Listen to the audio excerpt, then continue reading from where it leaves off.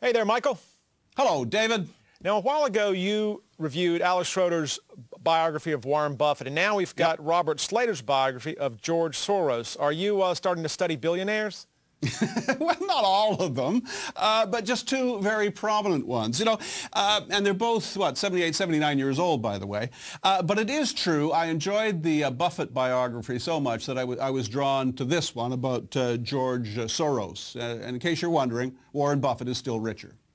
Got it. Good to know that. Now, Buffett made his money investing in very solid American-based companies from Omaha, Nebraska.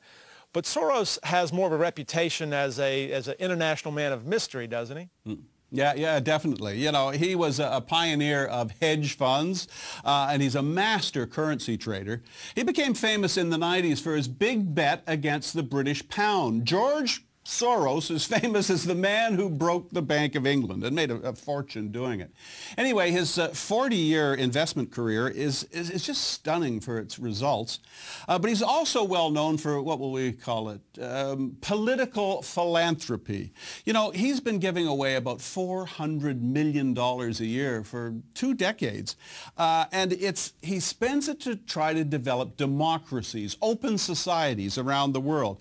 His foundation was very active in Russia and Eastern Europe before the fall of communism, and they're still there. Soros, as a boy, barely escaped from the Nazis in occupied Hungary, and he believes that open societies, true democracies, are the only protection we have against tyrants. Well, speaking of tyrants, he thought George W. Bush was a tyrant, didn't he? Oh, he did indeed. Soros was so opposed to the Iraq War and W's foreign policy generally that he spent something like $30 million to have him defeated in 2004. Well, it didn't work, we know that, but it did make Soros a target for the Rush Limbaughs of the world who call Soros a left-wing kook. Well, was that justified? Is he a kook? No, I don't think so, Soros wanted to be a philosopher, but he just found that he was much better at making money than at philosophizing. But he has written several books over the years. Most of them are pretty dense and difficult to understand. But he thought that his billions would give him the opportunity to put these philosophies of his about free societies, into effect. And, why not? I think you would agree there are worse ways to spend your money. Okay, well, back to the book. Did you like it? Yes and no. If you'd followed Soros' career, you would be aware of, the content of this book. For instance, a friend of mine, she's a PhD economist, and she thinks that Soros is the greatest man in the world. Well, she wouldn't have learned a thing she didn't already know, from reading this book. But for someone like me, who'd been aware of Soros, I found this, a great survey of his career.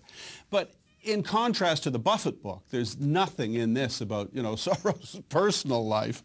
There's also no assessment whether the hundreds of millions of dollars he spent promoting democracy has made any difference in the world. I think the definitive book about George Soros has yet to be written. So finally, what's the verdict? Thumbs up or thumbs down? Well, I'll give it 1 up, 1 down. Great subject, well enough written, but as I say, someone someday is going to write a better book about this extraordinary man. And you will be here to review it, no doubt. I hope so. All right, thanks, Michael. Thanks, David. See ya.